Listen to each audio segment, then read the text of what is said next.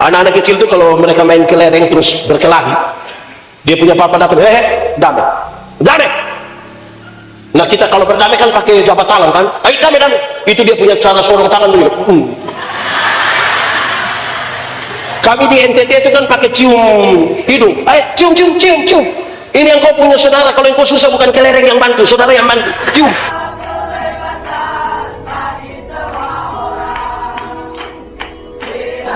Orang yang mendengar firman, memelihara dan melakukan dalam hidup setiap hari, shalom. Kuat sedikit, shalom. Lebih kuat lagi, shalom.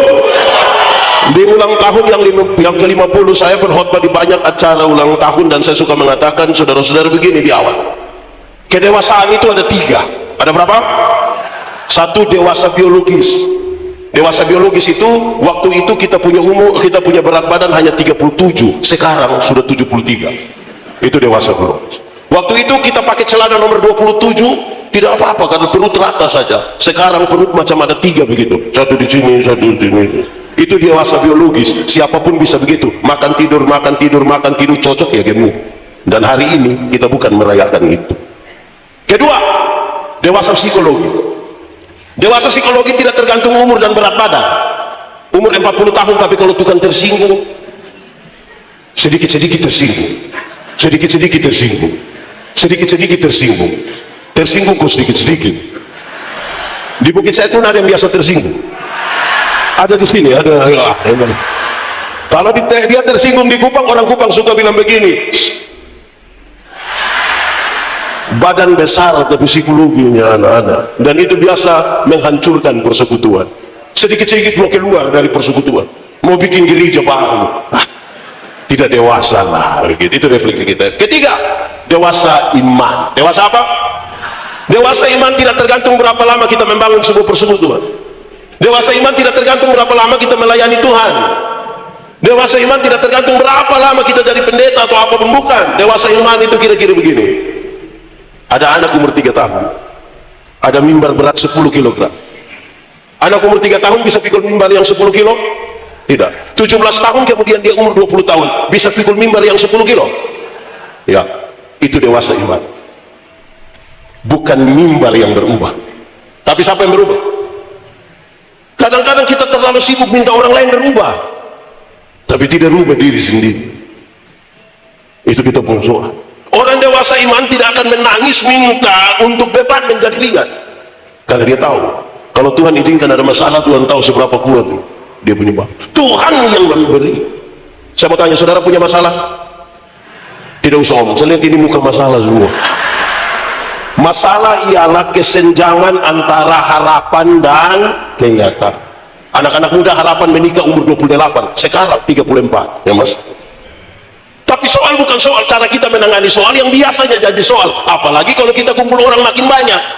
Jangankan kita bicara tentang 900-an kakak yang ada di GPB Bukit Zaitun, di dalam rumah yang anak hanya 3 saja kita pusing. 3, apalagi ada berapa sektor ini? Pusing. Nah kita mau membangun ini persekutuan bersama. Lalu hari ini kita diminta untuk berefleksi dari kisah ini, kisah di mana mereka menerima Roh Kudus dan sekarang persekutuan itu dibangun. Lalu apa yang terjadi? Itu menjadi bagian refleksi kita. Kita ukur hal-hal yang akan disampaikan menurut teks ini ada dalam persekutuan kita di Bukit Zaitun di usia 50 tahun ini. 1, mereka adalah jemaat yang bersaksi, sebuah persekutuan yang bersaksi. Yang menarik dari kita saudara-saudara sebagai orang percaya adalah Tuhan panggil kita hanya untuk jadi saksi, tidak untuk jadi pengacara, apalagi hakim, supaya semua orang salah kita benar sendiri. Tidak ada begitu. Tuhan panggil kita untuk jadi apa? Saksi. Saksi itu apa? Melihat, mengalami, merasakan, kemudian mengatakan kepada orang lain. Itu saksi. Melihat, mengalami, merasakan, baru mengatakan. Pak Pendeta, saya ini tidak pernah mengalami sesuatu dengan Tuhan. Omong kosong. Hanya orang sombong yang mengatakan tidak punya pengalaman dengan Tuhan. Saudara bisa bangun tidur di pagi hari saja, itu pengalamanmu dengan Tuhan. Saudara bayangkan kalau tadi malam Tuhan kemana begitu, terus tadi pagi lupa kasih bangun kita, kira-kira hari ini siapa kubur siapa? yang bilang tidak punya pengalaman dengan Tuhan. Tetapi saudara-saudara, hati-hati dengan saksi. Kenapa? Kalau Anda ingin bersaksi, kalau saudara ingin bersaksi sebagai orang-orang yang diselamatkan dan sebagai sebuah persekutuan, dia punya teori ringan. Bersaksi adalah begini, 95% bicaralah tentang Tuhan, tinggal 5% silakan bicara tentang dirimu, supaya orang ingat Tuhan, lupa dirimu. Banyak orang balik 95% untuk dirinya. Dia kalau bangun dia langsung bilang, waktu itu yang tukang mabuk ini, yang tukang judi, waktu itu sudah 2 jam sudah dapat nota dari panitia, tinggal 2 menit baru dia bilang untung Tuhan. Menurut saudara orang ingat siapa? Ingat dia atau ingat Tuhan? Ingat dia, lupa Tuhan. Lama-lama satu saat dia berdiri di depan orang-orang korek bilang, jangan lihat begitu, itu pencuri itu. Karena lebih banyak dia cerita tentang. Kalau saudara yang bersaksi, katakan ringan-ringan saja, masa lalu saya buruk, karena buruk saudara tidak bisa dengar, mau dengar yang buruk-buruk supaya kenapa? Yang saya ingat adalah Tuhan kerjakan 1, 2, 3, sekarang hidup saya seperti ini dan nama Tuhan dipermuliakan. Itu cukup. Sekali lagi kita semua dipanggil jadi saksi, bukan pengacara. Saudara tidak usah bela Tuhan, tidak usah. Tuhan terlalu kuat untuk membela dirinya sendiri. Justru kita yang butuh Tuhan membela kita. Ada banyak orang Kristen ingin bela Tuhan seolah-olah Tuhan tidak kuat. Separuh bukan saja pembela, separuh jadi hakim. Jadi semua orang salah. Celakalah. Semua celaka, lalu siapa yang selamat ini semua? Refleksi awal kita saya taruh di situ. Ini persekutuan yang bersaksi. Walaupun saudara-saudara di acara-acara KPI begini, terus kemudian ada yang bilang begini, ada yang mau bersaksi?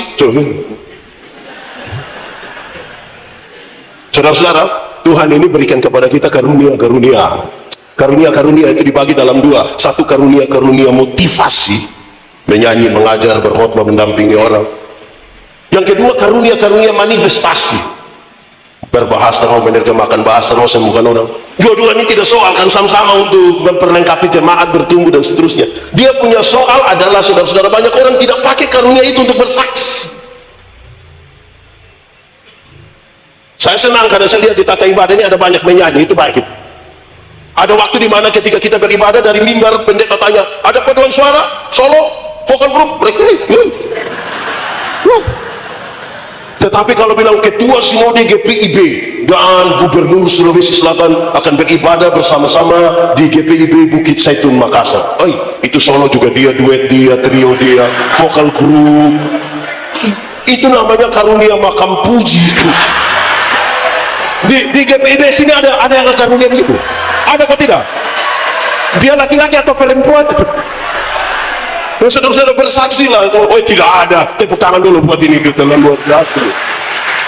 Ini persekutuan yang bersaksi. Bersaksi dengan ringan biar orang ingat Tuhan saja, lupa kita. Ini kan para saksi, melihat, mengalami, merasakan, dan kemudian mengatakan kepada orang lain. Ada satu waktu saya melayani kira-kira 5 tahun di Pulau Sabu, pulau bagian selatan di NTT. Saya mau bawa pemuda ke Pulau Dana. Pulau Dana itu pulau yang tidak punya penghuni. Kami tidak jadi jalan juga. Tapi ada 1-2 nelayan datang bilang kepada saya begini, pendeta, di Pulau Dana itu kalau kita tidur di pinggir pantai, sadar kita sudah di tengah laut. Hampir saya bilang, jadi saya harus bilang, wow. Tapi saya lihat dia terlalu semangat itu. Kalau kita tidur di pinggir pantai, sadar kita di tengah laut. Kok? Iya. Pernah pergi ke sana? Tidak. Bagaimana orang bisa percaya kepada kesaksianmu kalau engkau sendiri tidak pernah mengalami sesuatu dengan Tuhan? Amin. Itu refleksi kita. Karena mereka mengalami banyak-banyak ini, kemudian mereka bentuk sebuah persekutuan yang begini. Itu di atas dasar Roh Kudus yang luar biasa. Itu satu dulu. Mereka adalah persekutuan yang bersatu. Tapi yang kedua ini menarik. Teks tadi menggambarkan dengan baik. Mereka itu adalah persekutuan yang belajar. Persekutuan yang Rasul-Rasul mengajar dan mereka mendengarkan dengan baik pengajaran itu supaya mereka jangan salah dalam membangun sebuah persekutuan. Hafal, ikut saya. Belajar ialah perubahan tingkah laku dari tidak tahu menjadi tahu, dari tidak bisa menjadi bisa. Saya ulangi, belajar ialah perubahan tingkah laku dari tidak tahu menjadi tahu, dari tidak bisa menjadi bisa. Kenapa itu penting? Kadang-kadang kita tidak mau belajar. Saya tidak tahu di GPB, di gereja kami kadang-kadang untuk memperlengkapi majelis jemaat akan ada pelatihan homiletika. Orang bilang begini, mau pelatihan apa? Begini-begini 4 periode majelis ini. Di GPIB ada juga begitu. Kalau begitu kita sama. Sombong sekali tidak mau belajar itu. Jemaah, pintar itu selalu ada batas. Pintar itu terbatas, bodoh itu yang tidak ada batas. Karena itu kita butuh belajar. Butuh apa? Hafal ulang. Belajar ialah perubahan tingkah laku.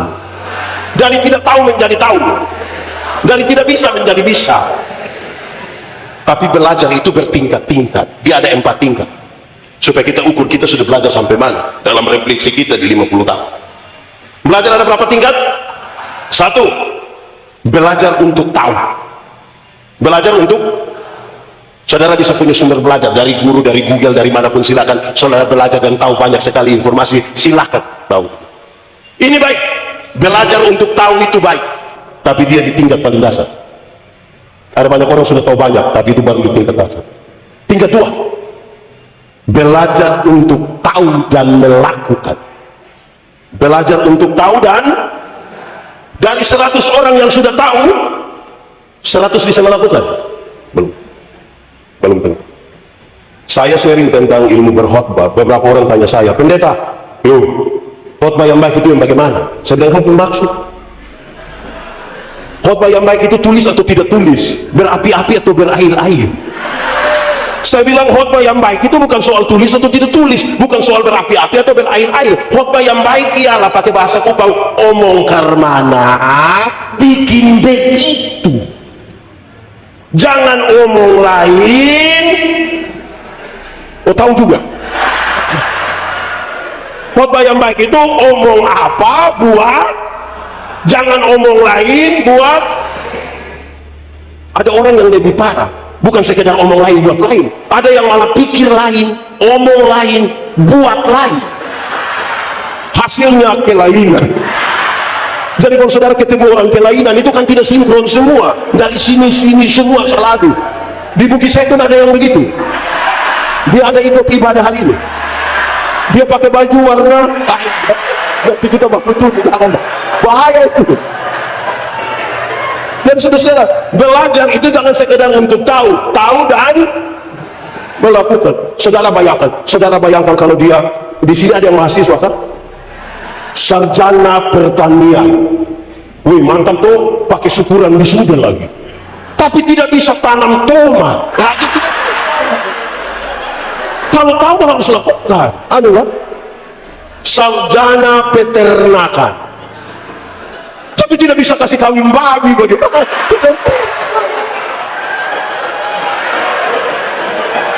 Sarjana olahraga, kakak coba salto. Itu tingkat 2, tahu dan dia naik lagi tingkat 3, belajar untuk tahu, untuk bisa melakukan, tetapi bisa hidup dengan orang lain. Ada banyak orang sudah tahu tidak mau lagi hidup dengan orang lain, dia hanya dengan kelompoknya dan mengeklusifkan diri betul-betul. Kenapa saudara bilang iya? Memangnya di Bukit Setun ini ada betul. Itu yang fama apa dong itu?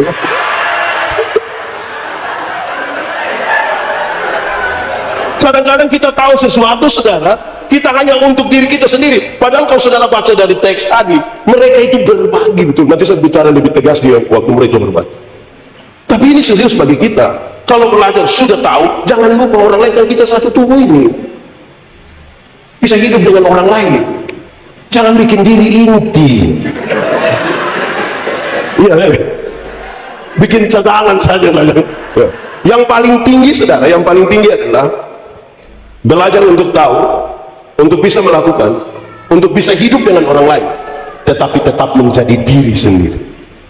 Itu yang paling penting. Saudara boleh berjumpa dengan siapapun, silakan. Yang timur bisa ketemu dengan mana, Manado atau Raja, Batak, Jawa, ketemu saja. Tapi saudara tidak boleh kehilangan identitas diri. Supaya kita menjaga baik-baik, kenal kita sendiri. Orang yang tidak kenal diri, dia tidak tahu apa yang Tuhan taruh pada dirinya untuk dieksplor menjadi berkat bagi orang lain.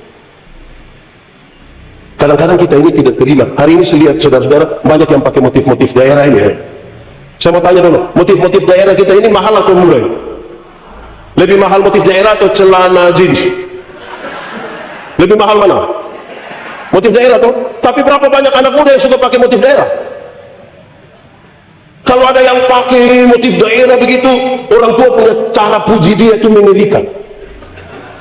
Cantik saya, cantik. Ini macam tante-tante dulu. Jadi dia rasa tidak percaya diri. Tapi kalau dia pakai celana jeans yang robek-robek itu macam berprestasi sekali, Bu.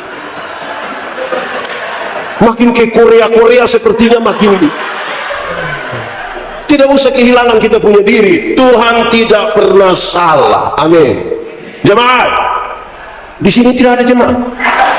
Jemaat, ada dua kata dalam bahasa Indonesia, benar dan betul. Benar dan betul sama kok beda?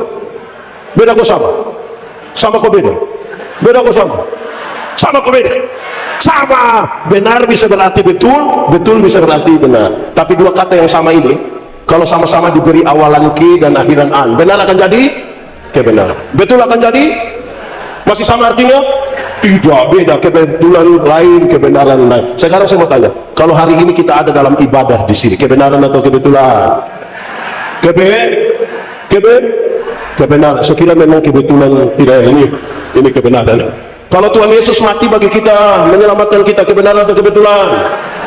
Kalau kita masih hidup hingga hari ini, kebenaran atau kebetulan?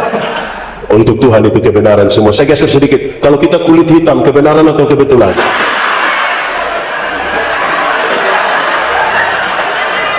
Kalau kita kulit hitam termasuk kebenaran atau kebetulan? Yang di atas, kebenaran atau kebetulan? Saya lihat saudara mulai ragu-ragu. Saudara lihat, kenapa saya bicara ini? Kalau saudara ikuti semua iklan kecantikan kulit di televisi, seluruh iklan kecantikan kulit di televisi hari ini mengarahkan kita untuk ambil kesimpulan seolah-olah kalau orang kulit putih itu lebih baik dari kulit hitam. Akhirnya setiap kali yang kulit putih berdiri di depan, yang kulit hitam itu macam gelisah bagaimana dia.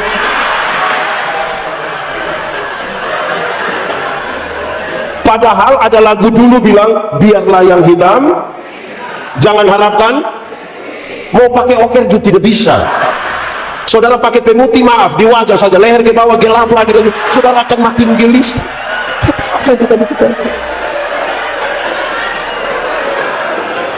Kalau kita rambut keriting, kebenaran atau kebetulan? Mulai semakin yakin. Saudara, seluruh iklan kecantikan rambut di televisi seolah-olah mengarahkan kita ambil kesimpulan seolah-olah kalau orang rambut lurus itu lebih baik dari rambut keriting. Saya protes. Saya berkhotbah dalam banyak acara mendorong budaya positif Valentine. Saya bilang begini, di hari kasih sayang ini yang paling akan menikmati belayan seorang suami adalah mereka yang rambut keriting, bukan yang rambut lurus. Yang rambut lurus itu dibelai tidak terlalu indah lah itu. Mungkin karena lurus jadi licin.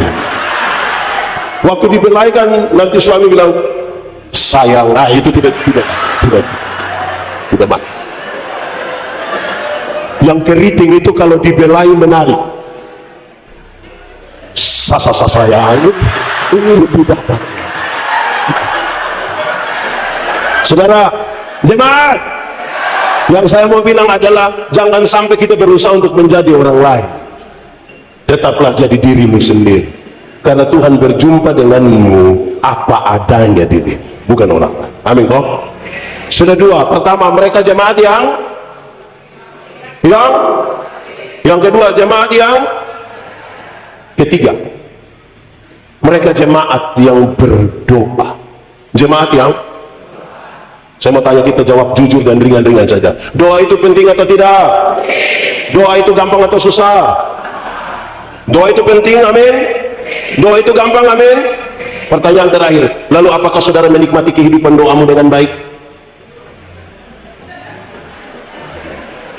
Ini mulai apa? ulang. Doa itu penting? Doa itu gampang? Lalu saudara menikmati kehidupan doamu?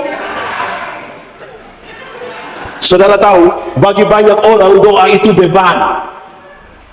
Yang ikut katekisasi terus kita bilang, sebentar kau doa di sini. Dia datang, dia doa cepat-cepat, pula dia tanya di pun teman, tadi saya doa baik ke tidak ya? Ada orang yang cerewet sekali di ini kota Makassar, yang dia paling cerewet. Tapi kalau kita bilang, Bapak, sebentar Bapak doa makan, kau sembarang. Betul? Di GPIB ada. Siapa punya suami? Coba jujur, siapa punya suami? Coba. Makanya saya tanya, doa penting, doa gampang, tapi apakah saudara nikmati? Belum tentu. Jemaat, doa itu relasi. Sama-sama, doa itu relasi. Doa bukan kata-kata. Doa itu relasi. Banyak orang terlalu memperhitungkan kata-kata sampai lupa membangun relasi. Akhirnya dia punya doa makan, doa baca firman, doa persembahan sama saja. Di sebagai contoh tadi, doa relasi. Jemaat, kalau saya dengan Pak Iki, kami dua kenal baik, kami dua punya relasi. Saya jalan kaki, beliau naik motor, ketemu saya di jalan tanpa saya minta, diberhenti tanpa saya minta. Pendeta, mau kemana? Naik, karena kami dua punya relasi. Tapi kalau kami dua tidak ada relasi, kami dua tidak ada hubungan, saya jalan kaki, Pak Iki naik motor, ketemu saya di jalan, dia berhenti juga. Tapi dia tanya, ojek ke Pak? Doa relasi bukan kata-kata. Amin kok. Karena saudara bisa berkata-kata dengan orang yang saudara tidak kenal sama sekali. Pernah atau tidak saudara alami satu kejadian ini? Saudara ambil handphone, saudara telepon, tiba-tiba ada suara bilang begini, nomor yang Anda tuju tidak dapat dihubungi. Pernah? Itu suara perempuan atau laki-laki? Itu perempuan kenal saudara? Tetangga. Kita bisa berkata-kata dengan orang yang kita tidak kenal. Doa relasi bukan kata-kata. Jemaat, menurut saudara saya kenal saya punya istri atau tidak? Kami dua ada relasi atau tidak? Karena saya kenal dia, kami dua punya relasi. Cara meminta kepadanya ringan. Kalau saya mau minta teh, saya bilang, ayah, bikin teh dong di gelas kecil ya sayang. Jangan banyak gula, Papa suka takut sakit gula. Kan cara minta hanya begitu. Tidak mungkin saya mau minta teh di sepuisi, saya bilang, Mama, buatlah segelas teh. Jangan terlalu banyak gula ya. Papa takut sakit gula. Itu pas habis ibu akan tanya saya, Papa sehat? Doa relasi bukan kata-kata. Kadang-kadang kita terlalu repot dengan kata-kata lah. Ya biasa saja. Yang penting relasi kita dengan. Lalu bagaimana berdoa sekarang? Saudara, kalau saudara belajar dari nasihat Rasul Paulus kepada jemaat di Efesus. Efesus pasal 6 ayat 18 dia ajar ke saudara begini. Kalau engkau berdoa, dikasih satu, berdoalah setiap waktu. Berdoalah. Yang dimaksud dengan setiap waktu itu bukan jam 1, jam 2, jam 3, jam 4, jam 5, jam 6, bukan itu. Nanti tidak kerja lah, hanya berdoa saja. Yang dia maksud adalah berdoalah waktu kamu susah, berdoalah waktu kamu sakit, berdoalah waktu kamu untung, berdoalah waktu kamu. Kenapa? Ada banyak orang waktu sudah senang ada yang lupa Tuhan. Ada banyak orang ketika susah lupa Tuhan. Karena itu dia bilang, kalau engkau berdoa, berdoalah setiap. Kenapa? Kita sering ditempatkan pada 3 kondisi ini. 1, ada kondisi di mana kita mau, Tuhan juga mau. Pernah alami kita mau sesuatu, Tuhan bilang ya. Pernah alami hati kita berbunga-bunga, kita bilang Tuhan terima kasih, Tuhan sangat baik. Kalau kita mau, Tuhan juga. Tapi ada kondisi kedua, kita mau tapi Tuhan tidak mau. Pernah alami? Waktu saudara mengalami, saudara mau tapi Tuhan tidak mau, apa yang saudara lakukan? Saudara marah kan? Saudara protes dengan Tuhan. Saudara banding-banding, Tuhan kami berdoa, Tuhan tidak jawab. Manusia di sebelah sana yang tidak pernah gereja juga tiap hari dia ganti-ganti mobil saja. Grab.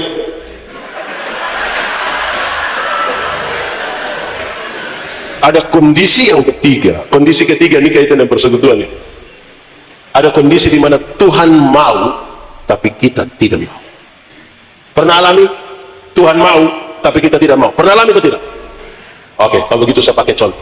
majelis jemaat di GPIB Bukit Jatun ini relasi aman semua kok.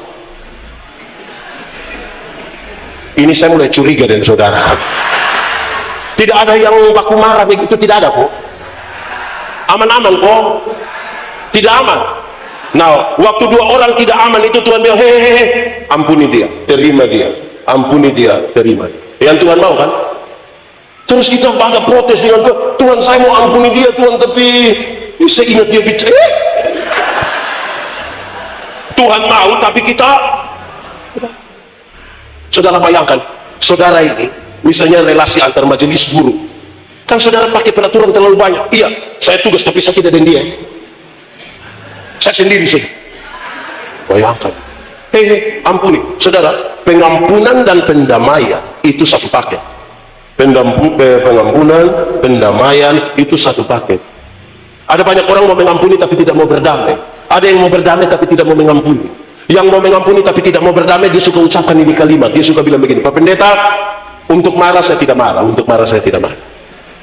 Dia mau datang pun silahkan dia datang. Tapi untuk saya pergi ke dia, maaf. Pernah dengar itu kalimat? Pernah dengar itu kalimat? Atau sendiri omong? Itu dia mau mengampuni tapi tidak mau berdamai. Ada kondisi, atau yang kedua, mau berdamai tapi tidak mau mengampuni. Orang yang mau berdamai tapi tidak mau mengampuni itu biasa terjadi di anak-anak kecil. Anak-anak kecil itu kalau mereka main kelereng terus berkelahi, dia punya papa datang, damai. Nah kita kalau berdamai kan pakai jabat tangan kan, ayo damai. Itu dia punya cara sorong tangan begini. Kami di NTT itu kan pakai cium hidung, ayo cium. Ini yang kau punya saudara, kalau yang kau susah bukan kelereng yang bantu, saudara yang bantu, cium. Itu dia punya cara cium. Itu berdamai macam apa itu? Di GPIB sini ada yang mereka sebenarnya ada baku marah tapi di hadapan orang kira-kira ke baik-baik saja. Aduh ibu, penuh tipu itu. Tipu. Di sini ada begitu. Ada betul. Dia majelis atau jemaah.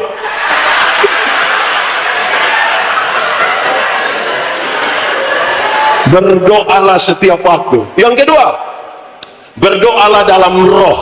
Berdoa dalam roh itu bukan berdoa pakai bahasa roh. Yang dimaksud dengan berdoa dalam roh adalah berdoalah dalam kesatuanmu dengan Roh Kudus. Kenapa harus dengan Roh Kudus? Tuhan yang kita sembah itu Tuhan yang kudus. Yang kudus itu tidak dapat bersatu dengan tidak kudus. Yang terang itu tidak dapat bersatu dengan yang gelap. Tanggalkanlah kasutmu sebab tempat di mana engkau berdiri itu kudus. Karena itu banyak orang mau datang kepada Tuhan yang kudus tapi tidak menjaga kekudusan dirinya. Oh, tidak bisa. Jaga kekudusan Tuhan itu bersatu dengan yang kudus. Saudara, saya sampaikan begini. Roma 8 ayat 28. Banyak orang suka kutip teks itu. Allah turut bekerja untuk mendatangkan. Tapi sebelum ayat 28 ada ayat 26, 27 yang kira-kira dia kasih tahu begini. Roh yang tadi kita bersatu dengan dia. Roh berdoa untuk hal-hal yang tidak terkatakan.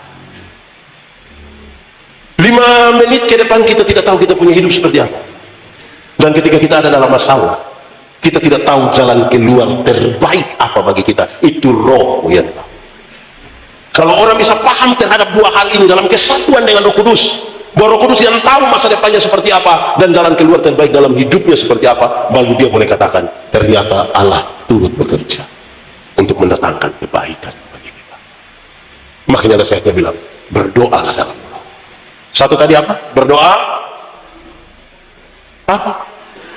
Yang satu tadi berdoa setiap waktu. Kedua, berdoa dalam roh. Ketiga, berdoa dan berjaga-jaga. Berdoa berjaga-jaga itu artinya begini. Yang bagian kita laksanakan dengan maksimal. Selebihnya bagian Tuhan. Saya pakai contoh saja. Ada yang punya kios atau toko di rumah, ada kok? Ada? Oke. Setelah dengar khotbah ini, coba pulang ibu bilang kepada anak-anak, bilang, anak-anak, sebentar malam waktu untuk tidur, kamu tidur saja, tidak usah tutup kios. Terus anak-anak bilang, mama kenapa begitu? Oh, kita sudah berdoa. Menurut saudara besok gula masih ada? beras masih ada. Yang bagian kita maksimalkan, selebihnya itu Tuhan punya bagian. Amin. Jemaah, ora et labora artinya, oh itu dia punya nilai hanya 75. Kalau ora et labora saudara hanya bilang berdoa dan bekerja 75. Mau yang 100? Yang 100 itu saudara, ora et labora artinya berdoa dan bekerja keras.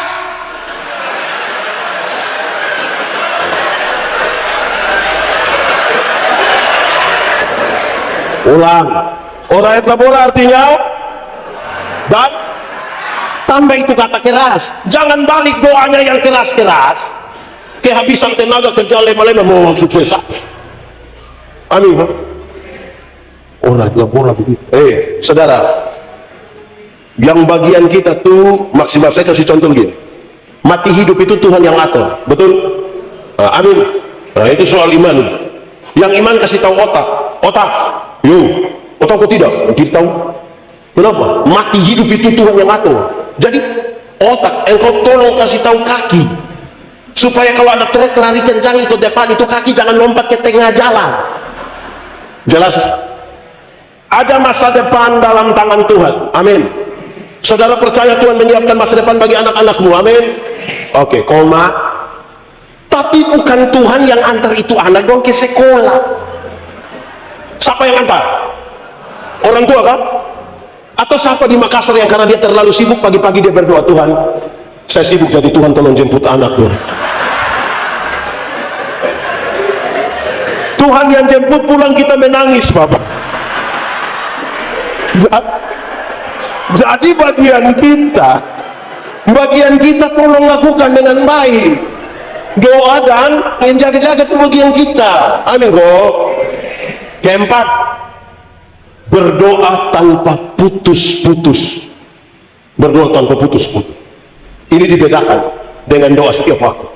Yang dimaksud dengan berdoa tanpa putus-putus itu berkaitan dengan konektivitas, instalasi. Ini listrik di gedung ini kan sudah diinstalasi kan. Saudara butuh kasih hidup lampu kan tinggal tekan dulu. Mau kasih hidup itu kipas angin kan tinggal colok. Mau cak sapi kan tinggal colok. Kan dia sudah terinstalasi. Jadi doa begitu. Atau siapa di antara kita yang dia tidak perlu install ini listrik di rumah, dia pulang baru dia bilang, mama nanti saya singgah beli dulu kabel, lampu, tangga.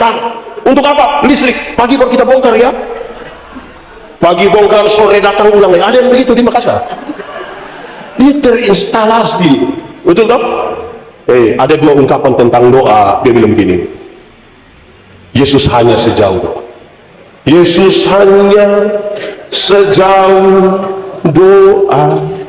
Relasi kita dengan Tuhan itu tanda dari kita yang berdoa. Dia dekat sekali di sini. Ungkapan yang kedua bilang begini, doa adalah napas hidup orang percaya. Betul? Oke, saya mau tanya, saudara ada napas? Bisa tahan napas? 1 detik bisa? 1 menit bisa? 1 minggu? Saudara bayangkan kalau kita tidak ada napas, ya tidak sampai yang parah-parah begitu. Ada di sini yang asma, sesak napas itu. Ada. Wih, itu kita tarik napas, dia tidak turun. Jadi saudara, doa tanpa putus maksudnya dalam konektivitas itu. Jangan sampai kita putus dengan Tuhan. Saudara kan pegang HP Android semua, ada pulsa data kan, terkoneksi dengan baik, sehingga saudara setiap saat bisa upload. Makan kosong juga foto, upload, baru tulis manjakan lidah. Hah? Masa manjakan lidah dengan nasi putih? Karena apa? Karena terkoneksi. Kelima, berdoalah untuk orang lain. Berdoalah untuk, saya mau tanya saudara, pernah berdoa untuk orang lain? Pernah apa tidak? Doa serahkan. Jemaah, coba periksa 10 doa terakhir dari kita. Coba periksa 10 doa terakhir dari kita. Bagi yang biasa berdoa, yang tidak berdoa dia mau periksa. Coba saudara periksa 10 doa terakhir. 10 doa kita punya ini, kita biasa berdoa begini. 1 menit pertama itu kita punya doa begini. 1 menit pertama, Tuhan Engkau baik, Engkau luar biasa, terima kasih Bapa. Itu yang puji-pujian semua ada di 1 menit pertama. Di menit kedua itu daftar permintaan. Itu semacam proposal itu. Permintaannya 1, 2, 3, 4, 5, ada yang 10, 20, 30, 40, 50, 60, 70, 80. Sudah 80 baru mau akhir dia bilang begini, ampunilah segala dosa kami, dalam nama Yesus kami berdoa. Separuh sebelum itu kata ampuni, dia tambah 1 kalimat pendek, Tuhan sebenarnya masih banyak hal yang ingin kami. Sudah ada 80 tapi masih ada lain. Tidak apa-apa juga, kan namanya minta juga di Tuhan. Kalau tidak apa-apa, kalau minta juga di Tuhan. Tapi coba periksa, jangan sampai yang kita minta, jangan sampai yang kita minta Tuhan hanya untuk kita, tidak ada orang.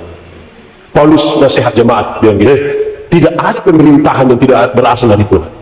Tuhan mengizinkan sebuah pemerintahan terjadi, orang-orang yang memimpin kita tak ada. Tapi dia nasihat Timotius, berdoalah bagi para pemimpin. Kenapa?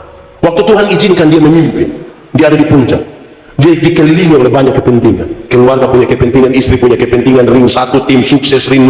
Jadi ini tempat ini jadi sangat licin, padahal dia akan mengambil kebijakan yang menyangkut banyak orang, termasuk kita.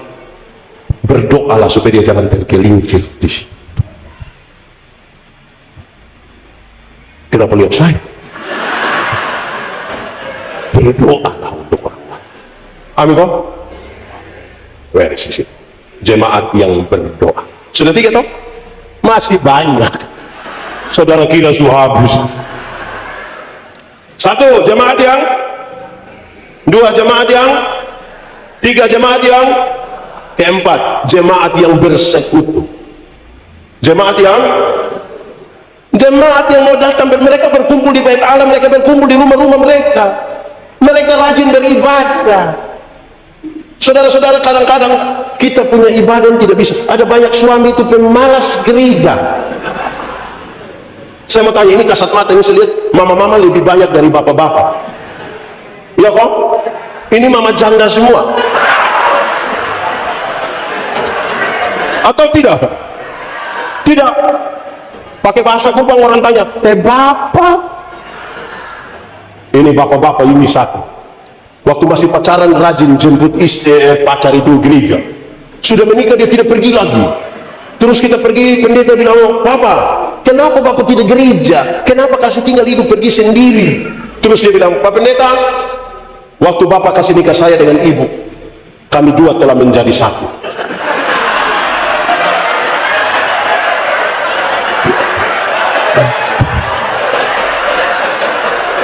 Jadi ibu kalau sudah pergi itu sama dengan bapak juga. Memangnya kalau ibu sudah makan sama dengan papa sudah makan. Ini ibu-ibu dorong juga satu. Ini ibu-ibu dorong. Style bagus-bagus pakai baju merah. Datang gereja jalan sendiri lagi. Terus pendeta tanya, ibu, suami? Terus dia bilang, tahu sendiri. Sudah tahu suami begini, kenapa ambil resiko?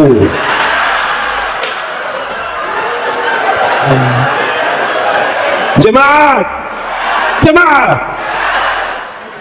ada orang yang 1 tahun itu dia gereja 2 kali. Saya tahu di sini pasti ada yang gereja waktu Natal 1 kali, Paskah 1 kali. Makanya namanya jemaat napas. Natal dan karena Natal 1 kali, Paskah 1 kali, singkatannya tambah panjang, napas 1-1.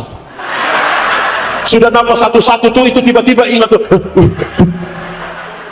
Di GPIB Bukit Zaitun ini ada yang begitu. Ada orang yang seumur dia hidup ini mungkin dia gereja 5-6 kali saja. Pertama waktu anak baptis, kedua waktu anak sidi, ketiga waktu anak nikah, dan kemungkinan yang keempat itu waktu pemakaman dia. Itu kan dia sudah tidak kemana-mana lagi, jadi sudah di situ sudah. Bersekutu. Jemaat, Bersekutu bukan berarti seragam. Persekutuan itu bukan berarti keseragaman. Satu pakai baju putih, semua putih. Satu bilang do, semua do. Tidak begitu.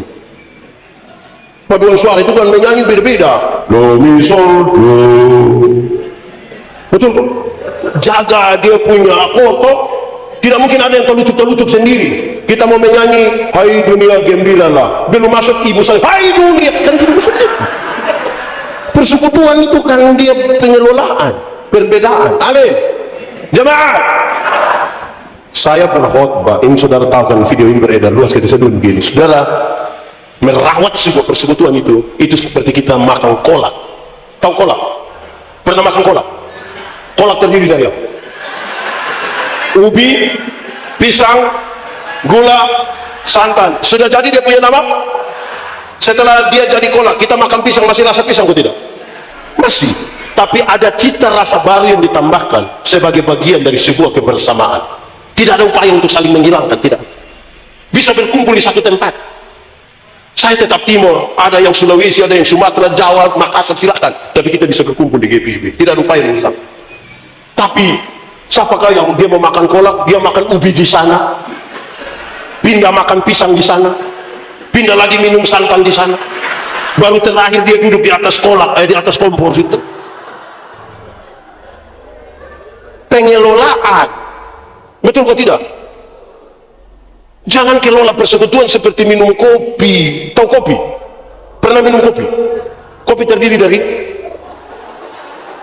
kopi, gula, air. Sudah jadi namanya. Lalu yang lain punya nama. Kopi itu terlalu egois. Kita semua tapi nama mesti kopi. Kita semua nama mutlak. Terlalu bikin diri inti. Jemaat, tahu tembok? Pernah lihat tembok? Pernah apa tidak? Yang mana? Oh ini. Tembok terdiri dari apa? Pasir, air, batu, semen. Sudah jadi begini, pasir kelihatan atau tidak? Karena dia tidak kelihatan, kita sepakat kita garam saja pasir kasih keluar. Dalam sebuah persekutuan, saudara mungkin tidak kelihatan, tapi bukan berarti saudara tidak penting dalam itu. Dalam sebuah persekutuan, saudara mungkin kelihatan karena pada besar. Tapi bukan berarti orang lain tidak penting. Kita ini semua penting. Saudara, saya ingat satu saat di acara KKR, banyak ribuan orang hadir. Saya yang diminta berkhotbah, menuju pada khotbah itu ada kesaksian seorang ibu bersaksi begini. Waktu itu di antara tidur, malaikat bawa dia jalan-jalan di surga.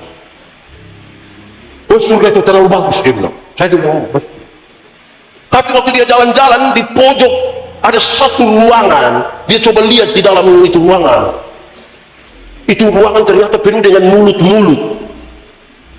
Jadi dia tanya ini malaikat, yo, kenapa itu ruangan mulut-mulut semua? Jadi malaikat jawab bilang begini, menurut dia ini. Malaikat bilang begini, oh itu mulutnya pendeta-pendeta.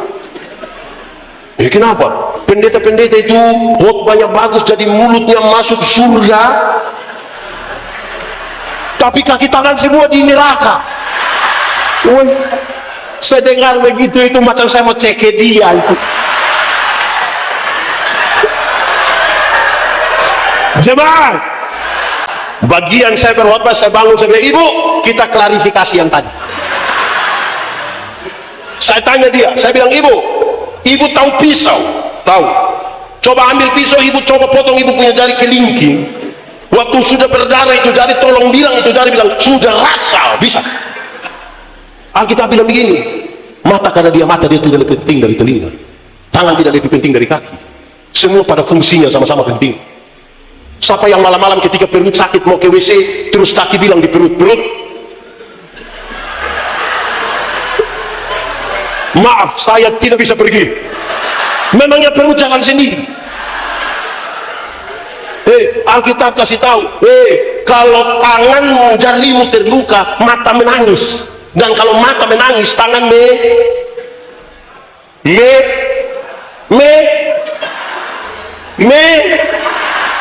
melap.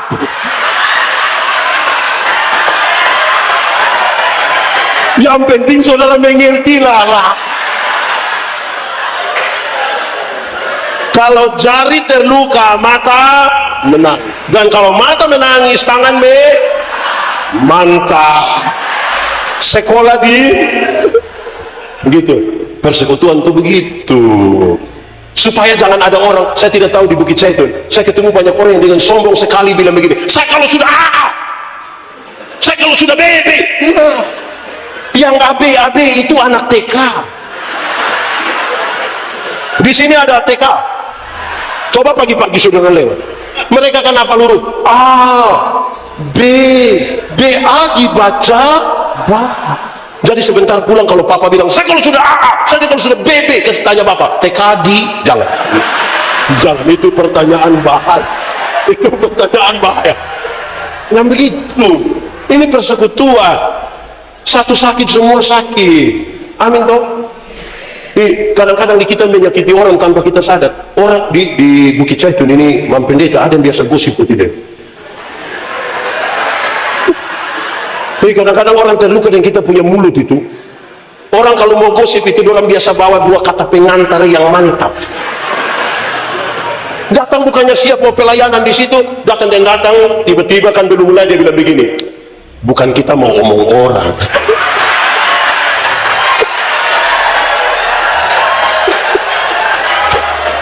Bukan kita mau omong orang, tapi hancur.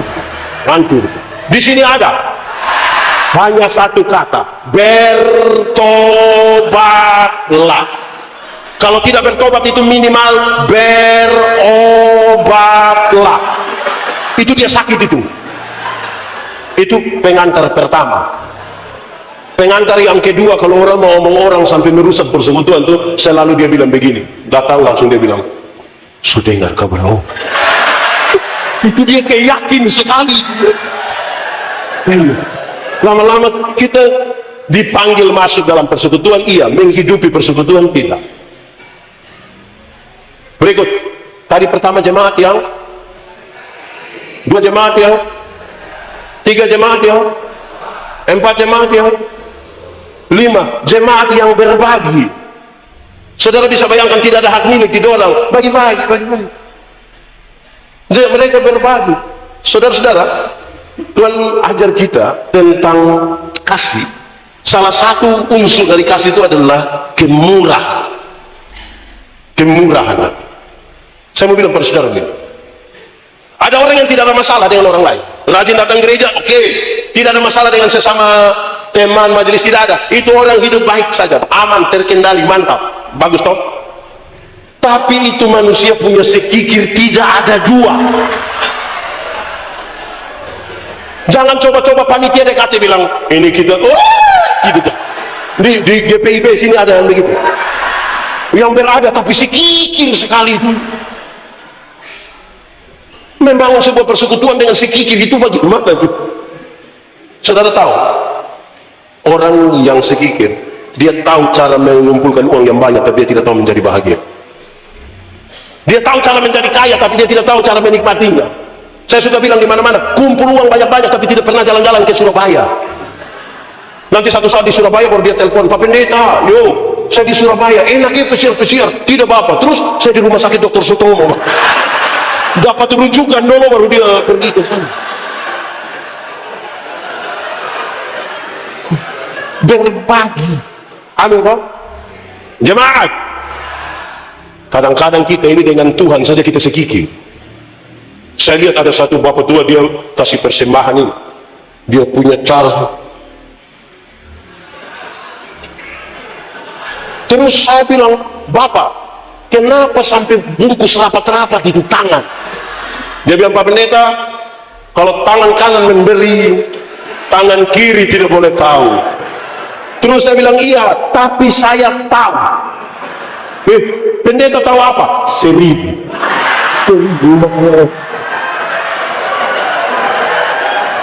Kalau 100.000 tidak mungkin begini.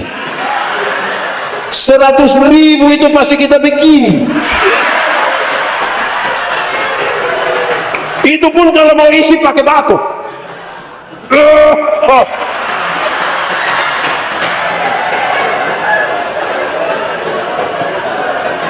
Jemaah, Ada dua orang berdoa kepada Tuhan minta karunia. Ternyata di Tuhan tinggal dua karunia. Satu karunia memberi, satu karunia menerima. Orang pertama cepat-cepat ambil karunia menerima. Berarti tinggal karunia. Orang kedua garu-garu kepala diambil karunia memberi. Lewat 20 tahun kemudian mereka bertemu di satu perapatan jalan di lampu merah. Yang punya karunia memberi itu ada duduk di atas mobil mewah, satu tanda sukses. Saya tidak tahu soal teologi sukses ya. Ini tanda, ada hal lainnya. Ini bagi orang sukses sekali. Yang punya karunia menerima itu dia ada duduk minta-minta di pinggir jalan. Jadi waktu orang dua aku lihat begini, ini satu bilang ini, perasaan waktu itu kau dapat karunia memberi, kenapa sekarang kau lebih sukses dari saya? Dia jawab yang begini, kawan, karena Tuhan Allah tahu saya harus selalu memberi, maka kepada saya Tuhan berikan lebih. Karena engkau mau kasih orang ini saya titip bagi-bagi. Tapi engkau ini kan karunia menerima. Jadi di mana-mana Tuhan hanya begini. Saya tidak tahu di Bukit Zaitun ini lebih banyak karunia apa. Saudara, saya melayani di Sabu. Kalau bulan-bulan begini ini musim angin timur dan itu cukup berat lah. Jadi masa kau yang angkutan di danau yang kami pakai di laut itu, saudara. Menariknya adalah kalau masih bisa kapal itu paksa pulang, itu lewat laut Sabu itu berat, saudara. Itu kalau jemaat lihat ada pendeta di atas, mereka datang dengan Bapak Pendeta, kalau ini kapal sebegini, Bapak Pendeta, ya kita ibadah. Di darat tidak ibadah Bapak, di kapal kami ibadah. Di bagian persembahan, itu kami tidak pakai tanggung persembahan, orang kami tidak pakai. Pertama kalian tidak ada. Yang kedua, itu kami pakai dos aqua atau apalah yang. Kenapa harus pakai yang besar itu? Dan kalau kami ibadah di laut yang bergelora itu, di bagian persembahan, waktu dos itu datang, kita isi tangan begini, itu dapat berapa saja, semua masuk. Itu tidak lewat otak, dia dari sini masuk. Beda dengan ibadah di darat. Beda kok tidak? Beda kok tidak? Beda, termasuk yang sebentar. Kita ibadah di darat ini, pas bagian persembahan yang persembahan punya datang, kita isi tangan dalam saku itu macam agak lama.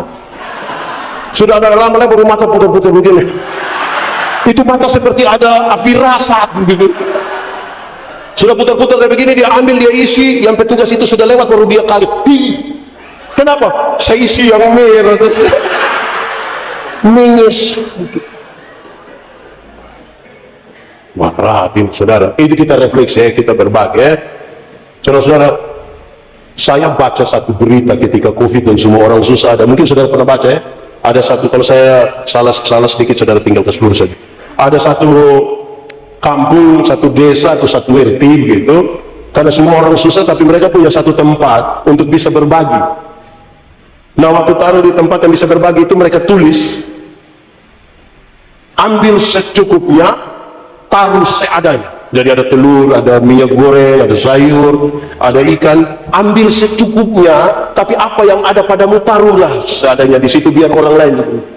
Wih, saya bayangkan, wah hebat ya bisa begitu. Karena saya sendiri kalau bilang ambil secukupnya agak susah. Bayangkan deh kalau saya anak 3 orang tambah istri, kalau misalnya saya menghadap telur, kan tidak bisa secukupnya. Saya mesti 5. Saya hitung saya, sapu istri, donagian Jonathan. Berarti 5. Baru makan pagi. Belum siang, tambah 5 lagi. Malam berapa? 5. Jaga-jaga besok pagi. Saya sendiri mesti 20. Sulit untuk begitu. Ternyata berbagi ini butuh hati. Kadang-kadang suami mau berbagi, istri mau berbagi, tantangan juga ada juga. Contohnya, kita ini kalau mau Natal Paskah itu kita orang baik sekali. Banyak orang-orang baik di Natal Paskah itu. Bangun pagi ada nenek-nenek lewat terus kita bilang, nenek-nenek mau kemana? Pasar, buat apa? Jual ini. Aduh nenek-nenek sini, aduh nenek sini. Duduk nenek minum apa nenek? Terserah ibu. Nenek bilang, mau teh, kopi, bir atau wine. Nenek bilang saja. Terus nenek bilang, sudah saya wine saja.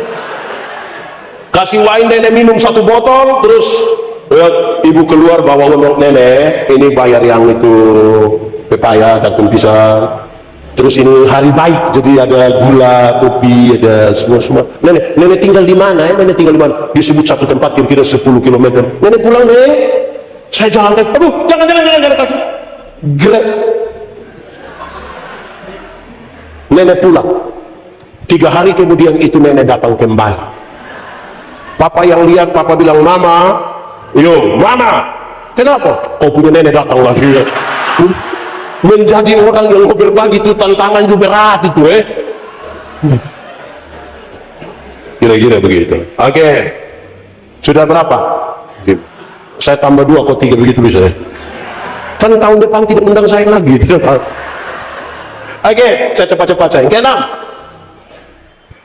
mereka adalah jemaat yang percaya pada mujizat. Rasul-rasul itu berdoa, mujizat terjadi. Saya tidak tahu di Bukit Zaitun masih percaya mujizat betul. Karena banyak orang meragukan apa yang dia doakan, meragukan apa yang dia katakan. Mujizat masih ada dalam persekutuan bergereja. Tuhan yang sama yang melakukan mujizat-mujizatnya itu, dia yang sama pun akan bekerja hari ini. Walaupun saya tidak menyarankan saudara bersandar pada mujizat. Mujizat itu Tuhan punya area, tapi harus percaya bahwa mujizat masih ada. Masa kita ragu tentang mujizat? Jemaat, satu waktu saya melayani di Aro, saya rindu satu keluarga. Saya pergi jam 9 malam, sampai sana mereka sudah tidur. Saya marah-marah, jemaat apa ayam baru tidur. Saya pulang, besok jam 10 saya datang, orang banyak-banyak sudah di situ, di rumah itu. Saya tanya, kenapa kau banyak-banyak di sini? Bapak, ibu dalam rumah ini sudah mati. Tahu mati gitu. Meninggal itu yang mati. Orang sudah selesai kasih mandi, ibu sudah pakai kebaya, kasih masuk ke satu kamar. Mereka duduk menangisi dia di situ. Pas saya datang, suaminya tahu saya datang, suami keluar bawa anak 3 orang. Dia berlutut pegang saya punya kaki. Dia bilang, Bapak, saya mau buat apa ini 3 orang anak? Saya bilang, saya tidak tahu. Memang saya tidak tahu. Dia punya bapak kandung saja tidak tahu, kenapa saya harus tahu? Terus saya kasih bangun dia bawa saya masuk, duduk di dalam. Orang-orang duduk menangisi istrinya di situ. Dia bilang, Bapak tolong berdoa kasih kami, tolong doa dong. Saya masuk, saya berdiri di pintu kamar begitu. Saya berdiri di pintu, saya berdoa dengan iman, dengan yakin. Kata-kata yang pendek saya bilang begini, Tuhan, jangan kecewakan iman kami. Amin. Saya duduk kembali. Belum 5 menit, orang-orang dari kamar itu mereka lari keluar semua. Kenapa? Ibu ini bangkit. Ini ibu jalan menuju saya, dia bilang, Bapak, saya jalan terlalu jauh, saya haus. Saya bilang, lihat kasih dia air karena saya takut. Orang mati bangun langsung menuju saudara-saudara, kita takut. Berita beredar di itu kampung, Pak Mandobe itu kalau berdoa orang mati, saya jalan ini. 3 hari kemudian datang satu anak muda ke rumah. Dia bilang, Bapak, nenek sakit berat. Saya bilang, engkau punya maksud? Bapak doa dulu. Saya bilang, kenapa tidak? Kita berangkat saudara. Let's. Kami sampai di sana, nenek yang sakit itu tidur begitu. Dia bilang, yang laki-laki muda itu bilang, Bapak doa dulu. Dengan iman yang sama, kalimat yang sama, saya bilang, Tuhan, jangan kecewakan iman kami. Amin. Saya duduk kembali. Belum 5 menit itu nenek mati.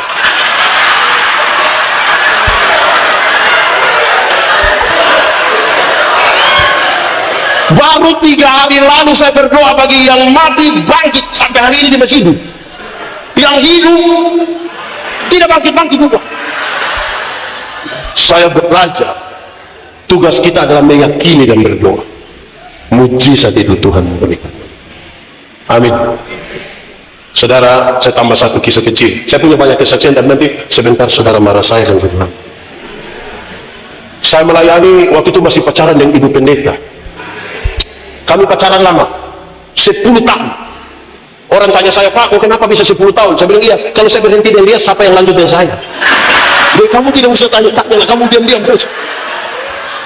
Saudara, saya mau pulang. Ada satu waktu, hari Sabtu, saya berdoa, Tuhan, saya besok mau pergi lihat ibu dulu, Nona dulu, di Kupang. Saya pimpin ibadah jam 9 pagi, habis jam 11. Saya jalan kaki 29 km, modal pisang dan 1 botol air. Saya sampai di satu gereja di Jembatan Hitam namanya, tempat ada orang tua rohani saya di situ, sekaligus bapak saksi nanti. Saya singgah, saya mau mandi dulu, kan jalan 29 kilo panas-panas ini kan keringat. Mandi habis, ibu pendeta tanya saya, Yandi, mau kemana? Mau ke Kupang. Pakai apa? Kapal feri. Ini jam berapa? Jam 1. Iya, itu feri yang kau pun bapak punya. Jadwal feri jam 12. Engkau baru mandi habis jam 1. Saya bilang, Mama, minta tolong Ima antar saya dulu. Ima antar. Ima itu poster di gereja itu. Antar saya sampai di dermaga feri. Sampai dermaga feri, saudara. Dermaga ada.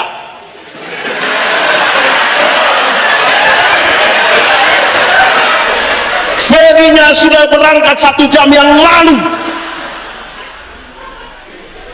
Saya taruh tangan di kepala di dermaga itu, saya bilang, Tuhan, saya kembali. Sampai di pintu masuk pelabuhan, ada polisi yang jaga di pelabuhan, nama polisi apa itu? Nah, pokoknya itu sudah itu polisi. Mereka lagi bicara pakai HP, marah-marah itu polisi. Kenapa tidak perhatikan? Setelah dia marah-marah, saya tanya, Pak, kenapa? Beliau bilang, ada alat dari wetar yang mereka tidak muat di itu kapal, paling penting sekali. Jadi, ya itu feri harus kembali.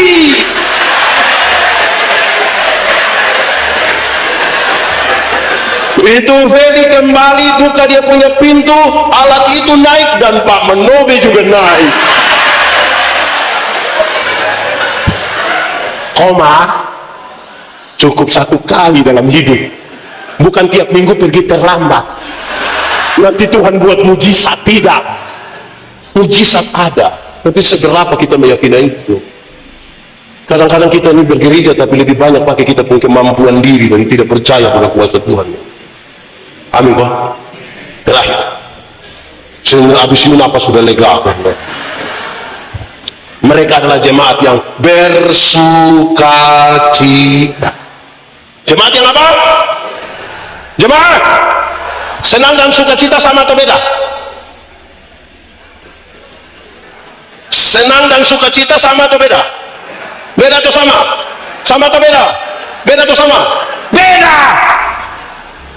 Senang itu berurusan dengan kepuasan karena kita terima sesuatu.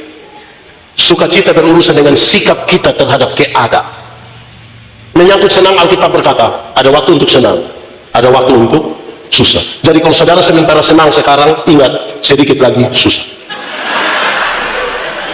Kalau saudara sementara susah sekarang, mungkin sedikit lagi sudah mati. Karena kita juga tidak tahu kita punya hidup sampai kapan. Tetapi menyangkut sukacita, Alkitab berkata, bersukacitalah senantiasa. Baik waktu kamu senang, baik waktu kamu. Tapi saudara-saudara, ada banyak jemaat datang ke gereja cari senang, bukan cari sukacita. Mencari kepuasan dan bukan mencari sukacita. Yang senang-senang dia mau ada, yang sukacita dia tidak mau ada. Kalau senang yang kita cari, dunia dapat berikan bagi kita. Uang yang banyak membeli kesenangan, tapi tidak dengan sukacita. Sukacita itu hanya bisa kita terima dari Tuhan. Supaya jemaat ini, kalau kita berefleksi di 50 tahun ini, kita akan bergumul dengan banyak sekali pengalaman dan pergumulan hidup pribadi, persekutuan dan seterusnya. Tapi pastikan bahwa kita tetap bersukacita, kan sukacita itu hanya ada di dalam Tuhan. Saudara, kalau saudara mau senang-senang, pergi ke mall apa kok di situ. Senang-senang kita tengah-tengah sedikit itu. Senang itu bagian dari sukacita, tapi senang itu bukan sukacita. Seperti ban itu bagian dari mobil, tapi ban itu bukan mobil. Supaya jangan baru naik ban kira dia sudah naik mobil. Jemaat Tuhan itu jemaat yang bersuka cita. Saudara lihat mereka berkumpul tiap hari dalam sukacita. Saya ingin akhiri khotbah ini mengatakan, saudara lihat, tiap-tiap hari Tuhan menambah jumlah mereka. Mereka makin disenangi oleh banyak orang. Tuhan tambah jumlah mereka disenangi. Saudara, saya berefleksi dalam di bagian ini, saudara. Kenapa? Kita ini tambah hari sudah kurang, lagi orang makin tidak suka dengan kita. Ada yang salah dalam pengelolaan ini. Mereka bertambah banyak dan banyak orang senang. Kita pun tambahan tuh sudah turun lagi orang tidak suka kita. Ya kalau di GPD mungkin lebih baik. Kita renungkan baik-baik bahwa Tuhan mau kita lebih, masa kehadiran gereja tidak dapat memberi pengaruh. Pengaruh yang mendatangkan sebuah sukacita, bahwa kehadiran gereja di dunia itu adalah sebuah kehadiran yang memberi dampak positif bagi perjalanan kehidupan di dunia ini, karena Tuhan memberi kepercayaan, Tuhan memberi kepada kita banyak hal yang membawa kita pada kebaikan dan menjadi berkat.